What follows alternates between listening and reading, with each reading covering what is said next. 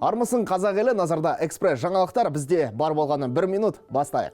Жақында ғана оқу орнын тәмамдап, мамандық иесі атандың ба? Бірақ хабарландыруларда сынақ мерзімі деген ұғым күмән туғызады ма? Енді барлығы оңай болуы мүмкін. Елімізде жастардың жұмысқа тұруы жеңілдемек. Жас қызметкер деген ұғым пайда болмақ. Еңбек және әлеуметтік қорғау министрлігі еңбек кодексіне өзгертулер енгізуді ұсынды. Хабарландыруларда сынақ мерзімі 3 ай, жарты жыл деген жазулар көп кездесетін еді ғой. Енді оны алып тастамақ. Басыңыздан өткенде шығар, хабарландырумен бір жұмысқа барып, жарты жыл сынақ мерзімінен өтіп, орынға дәметіп жүрген кезде жарамайсың деп шығарып жеретін кездер. Қаның қайнайтын еді ғой.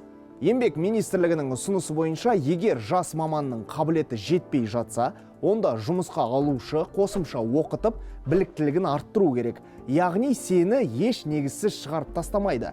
Әзірге бұл тек қана ұсыныс. Алайда жақын арада ол өзгертулер енгізіледі.